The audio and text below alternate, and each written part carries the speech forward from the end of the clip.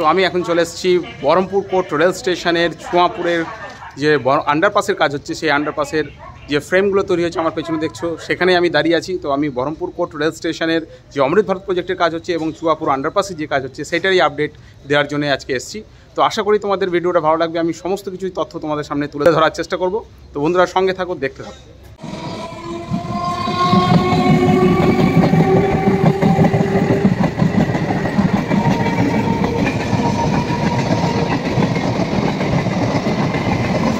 বন্ধুরা, আমি এখন আছি চুয়াপুর আন্ডারপাসের ঠিক সামনেই, যেখানে চুয়াপুর আন্ডারপাসের কনস্ট্রাকশন হচ্ছে। দেখতেই পাচ্ছ সারি সারি ঢালাই করা ফ্রেমগুলো এখানে দাঁড়িয়ে আছে। তো এবার আমি বহরমপুর কোর্ট রেল স্টেশনে একদম প্রথমের দিকে চলে এসেছি। 1 নম্বর প্ল্যাটফর্মের শুরুতেই আমি আছি এখন। তো এখান থেকে আমি যা যা কাজের আপডেট সেটাই তোমাদের সামনে তুলে ধরছি। তো বন্ধুরা দেখতে থাকো। বন্ধুরা, বহরমপুর কোর্ট রেলওয়ে স্টেশনে 1 নম্বর প্ল্যাটফর্মে যে শেডের কাজটা হয়েছিল, এই শেডটার ছাউনিটা, ওপরে যে চালাটা, সেটা কিন্তু এখনও দেওয়া হয়নি। কিন্তু শেডের যে টোটাল ফ্রেম, সেই ফ্রেমটা কিন্তু একদম কমপ্লিট হয়ে গেছে। ওপরে ছাউনিটা দিলেই শেডটা কমপ্লিট হয়ে যাবে, যেটা 1 নম্বর প্ল্যাটফর্মের প্রথম দিকে অবস্থিত। তো আমি এখন বহরমপুর রেল স্টেশনের 2 নম্বর প্ল্যাটফর্মে আছি। তো 2 নম্বর প্ল্যাটফর্মে এখন প্রচুর কাজ হচ্ছে। 2 নম্বর প্ল্যাটফর্মে অমৃত ভারত প্রজেক্টের এখানে প্রচুর কাজ হচ্ছে। টোটাল 2 নম্বর প্ল্যাটফর্ম জুড়ে প্রচুর কাজ হচ্ছে, বিশেষ করে শেডের কাজ হচ্ছে। তো বহরমপুর কোর্ট রেল স্টেশনের 2 নম্বর প্ল্যাটফর্মে অমৃত ভারত প্রজেক্টের যে কাজ হচ্ছে, টোটাল 2 নম্বর প্ল্যাটফর্ম জুড়ে কাজ হচ্ছে এবং এখানে শেডের কাজ হচ্ছে। 1 নম্বর প্ল্যাটফর্মেও যে একটা ছাউনি তৈরি হয়েছে নতুন করে, এখানেও কিন্তু 2 নম্বর প্ল্যাটফর্মে ছাউনির সংখ্যা যেহেতু প্রচুর কম, সেই কারণে টোটাল 2 নম্বর প্ল্যাটফর্মের শুরু থেকে শেষ অবধি একটা ছাউনি বা শেড দেওয়া হবে। তো তারই ঢালাইয়ের জন্য গর্ত করা হচ্ছে। তো এই কাজটা চলছে। আমি আরও যে কাজ হচ্ছে সেগুলো তোমাদের সামনে তুলে ধরছি। তো বন্ধুরা সঙ্গে থাকো, দেখতে থাকো। 2 নম্বর প্ল্যাটফর্মে যে ছাউনির কাজ হচ্ছে বা শেডের কাজ, তার এইখানে কিন্তু ঢালাইয়ের কাজ অলরেডি কমপ্লিট হয়ে গেছে। দেখতেই পাচ্ছ পুরো 2 নম্বর প্ল্যাটফর্ম জুড়ে প্রচুর কাজ হচ্ছে। বিশেষ করে 2 নম্বর প্ল্যাটফর্মে যেহেতু ছাউনির সংখ্যা কম, সেই কারণে টোটাল 2 নম্বর প্ল্যাটফর্ম জুড়ে পুরোটাই ছাউনির কাজ হচ্ছে এবং সেগুলোর ঢালাই অলরেডি অনেক জায়গায় কমপ্লিটও হয়ে গেছে। এখানেও যেমন ঢালাইয়ের কাজটা কমপ্লিট হয়ে গেছে, এখানেও একটা ঢালাইয়ের কাজ কমপ্লিট হয়ে গেছে, এইখানেও একটা সেটের জন্য ঢালাই হয়েছে।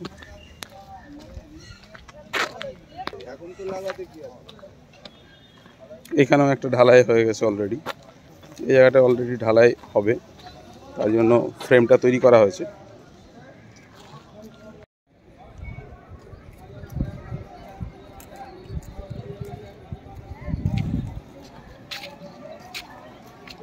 আমি এখন 2 নম্বর প্ল্যাটফর্মে একদম শেষের দিকে চলে এসেছি, অর্থাৎ চুয়াপুর যে আন্ডারপাস হচ্ছে সেই দিকটাই। তো এখানে 2 নম্বর প্ল্যাটফর্মে অলরেডি কিন্তু শেডের যে বিম, সেই বিমটা অলরেডি লোহার যে বিম, সেটা কিন্তু অলরেডি এখানে সেট করা হয়ে গেছে। এই যে নিচে যে ফাউন্ডেশন হয়েছিল, সেই ফাউন্ডেশনের পর লোহার যে বিম, সেটা কিন্তু অলরেডি 2 নম্বর প্ল্যাটফর্মের শেষের দিকে যুক্ত করা হয়ে গেছে। এরপরে ওপরের দিকে ছাউনি হবে, সেই ছাউনির ফ্রেমও এখানে যুক্ত করা হবে এবং তারপরে ওপরে টিনের যে সেট, সেটা দেওয়া হবে। তো যাই হোক, এখানে খুব দ্রুততার সঙ্গে কাজ হচ্ছে এবং 1 নম্বর প্ল্যাটফর্মে আমি একটু দেখাচ্ছি। 1 নম্বর প্ল্যাটফর্মে অলরেডি শেডের ছাউনি এখানে তৈরি করা আছে, কিন্তু শেডের ওপরে যে টিনের চালাটা, সেটা দেওয়া হয়নি।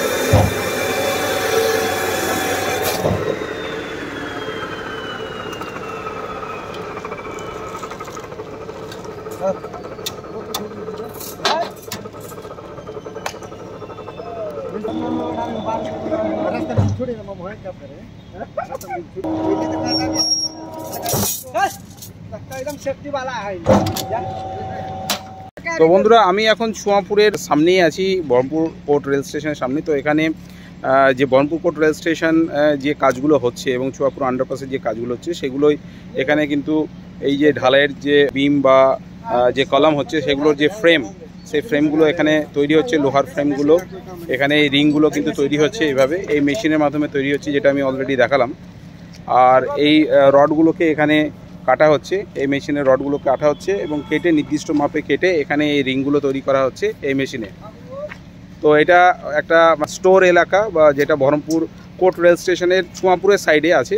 তো এই স্টোর এলাকা, সেই স্টোর এলাকায় প্রচুর পরিমাণে কাজ হচ্ছে এবং প্রচুর পরিমাণে এখানে যন্ত্রাংশ আছে, ছড়িয়ে ছিটিয়ে প্রচুর যন্ত্রাংশ এখানে।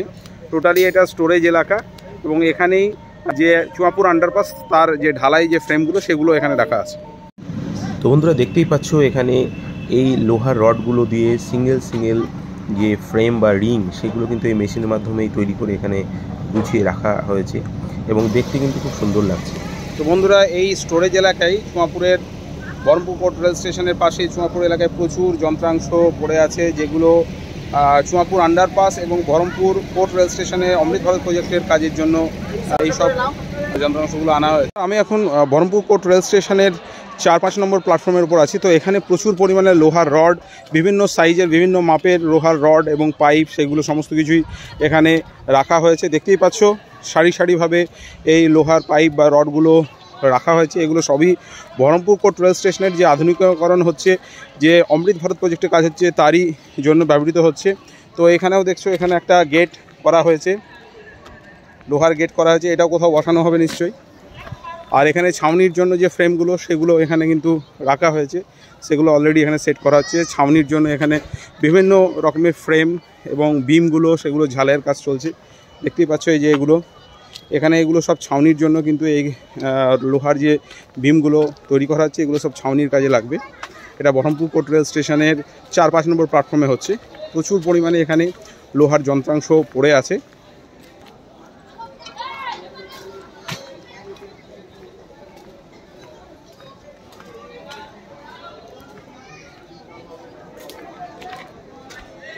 এগুলো উপরে যে সেট দেওয়া হবে ছাউনি, সেই সেটের যে ফ্রেম সেগুলো এখানে ঝালাই করে রাখা হয়েছে, সেট করে রাখা হয়েছে। এখানেও যে ছাউনির কাজ হচ্ছে, সেই ছাউনির যে ফ্রেমগুলো সেগুলো এখানে ঝালাই দিয়ে তৈরি করা হচ্ছে। টোটাল 4-5 নম্বর প্ল্যাটফর্মে প্রচুর পরিমাণে ছাউনির জন্য সেট তৈরি করা হচ্ছে, তার ফ্রেম এখানে তৈরি করা হচ্ছে।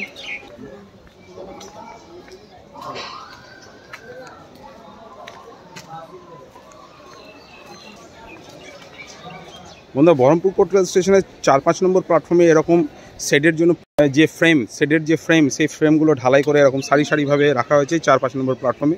প্রচুর পরিমাণে দেখতেই পাচ্ছ। তো এইখানে টোটালি 2 নম্বর এবং 4-5 নম্বর, 2-3 নম্বর প্ল্যাটফর্ম এবং 4-5 নম্বর প্ল্যাটফর্মে, যেহেতু ছাউনির সংখ্যা আগে থেকেই কম ছিল, সেইভাবে ছিল না। 3 নম্বর প্ল্যাটফর্ম ব্যবহৃত হলেও 4-5 নম্বর প্ল্যাটফর্ম এবং 3 নম্বর প্ল্যাটফর্মও কিন্তু ব্যবহৃত হয়নি।